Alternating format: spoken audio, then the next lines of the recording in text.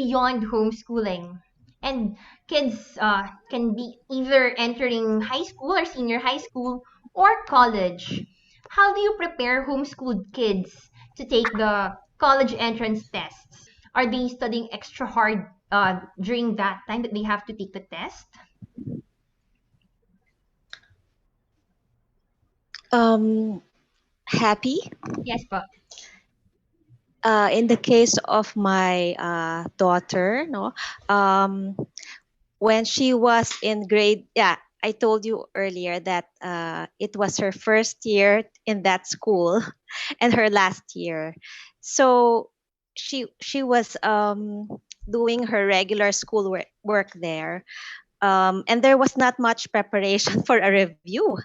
So that's when I realized that wow, we prepared her enough already during the past few years of homeschooling.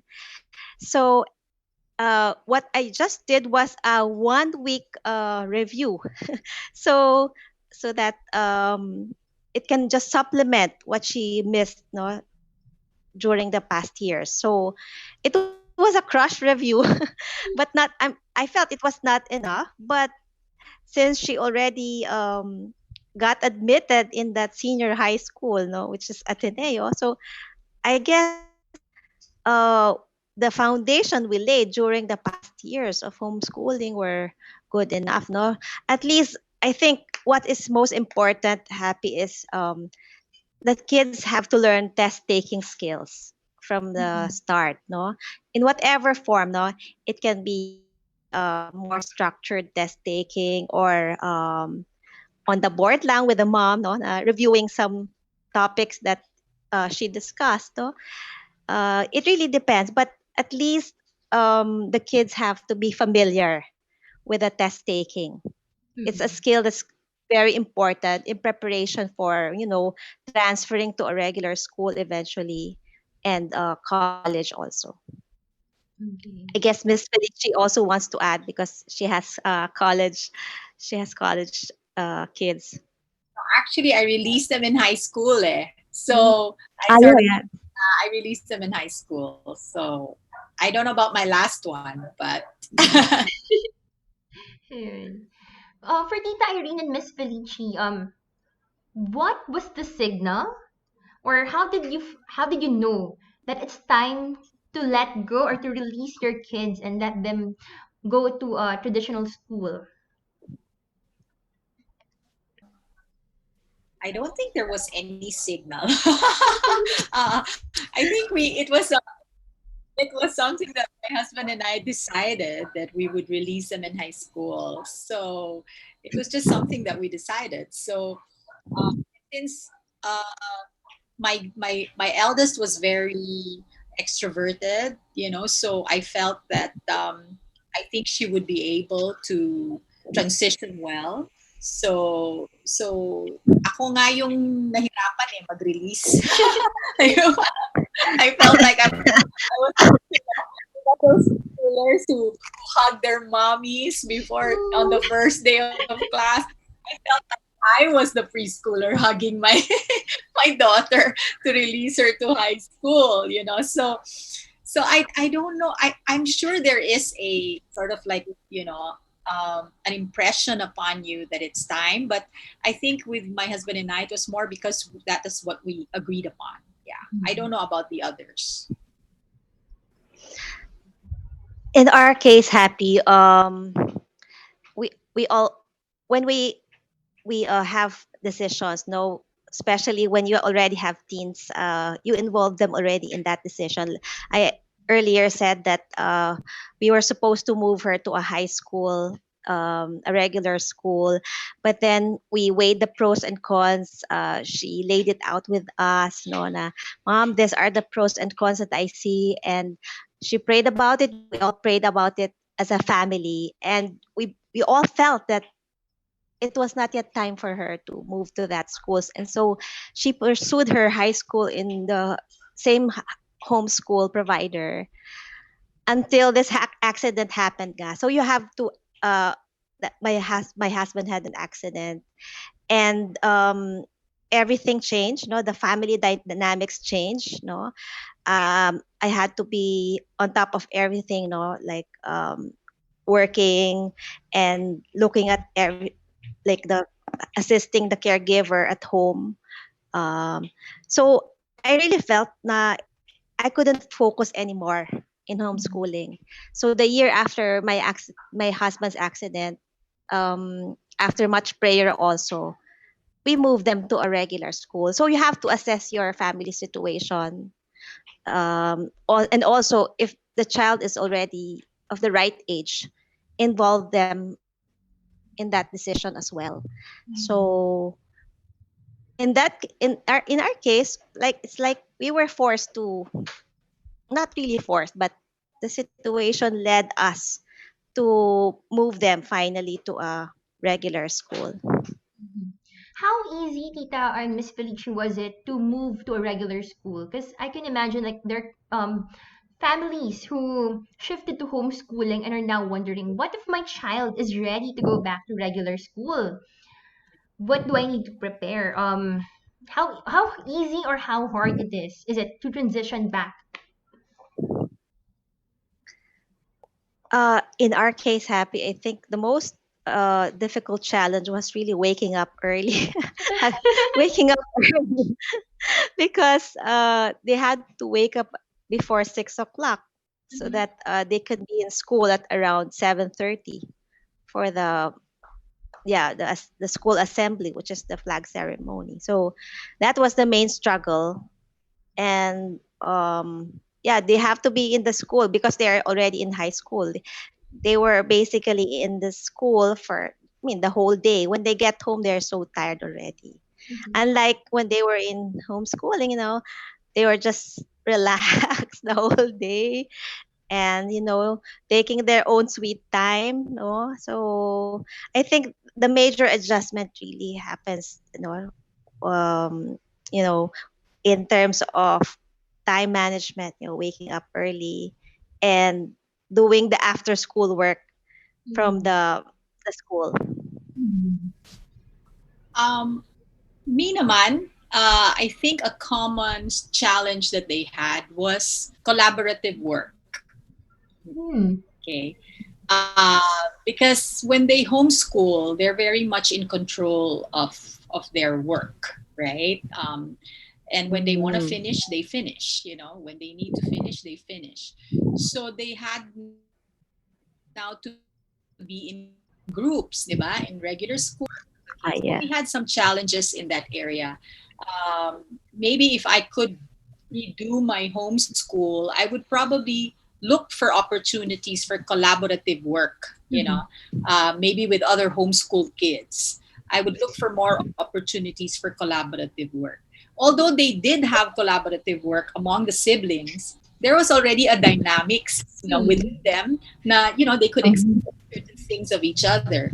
When you meet new people, where not everybody has the same work ethic, so Mhm. sometimes it was a challenge for them. I remember praying. We used to pray for, okay, there's a science project. Let's pray you get into a group, where they're all masipag and mga ganyan-ganyan, or sometimes able to give them or challenge them or inspire them, to work on it. Ganyan. So those were some of the similar challenges that my kids experience. mhm. I hope that helps, Yes. especially the ones with younger kids. Mm-mm. Ayun. Um, so going into college, how does homeschooling affect college admissions? Because I can imagine like a homeschooled child will have so much a different set of skills, a different learning environment, different learning opportunities, a different curriculum vitae. So how do colleges treat college applications from homeschooled kids? In my experience, kasi it was not a problem because they came from traditional schools. So maybe you have more to contribute there. in in my case, happy. um, I was with a homeschool provider, and my children had the learning reference number. So transferring to another school didn't become a problem for us.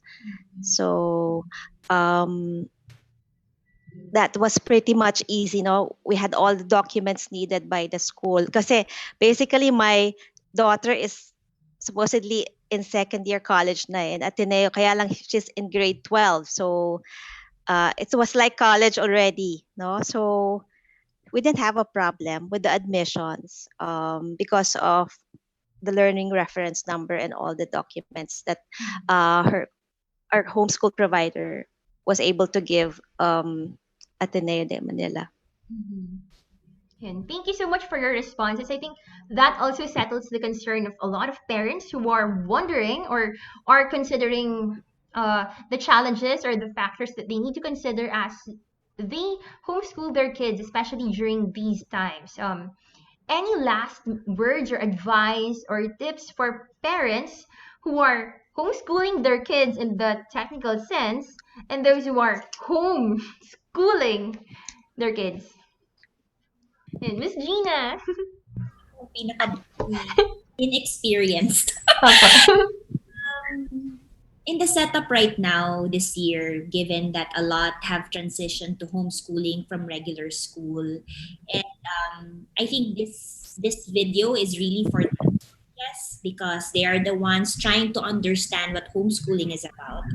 And, there are also a lot under LLH, under my provider, who are new, and nangangapa lahat, and they're stressed, they're so confused, parang they're bringing school home. Mm-mm. That's what yun yung mindset nila.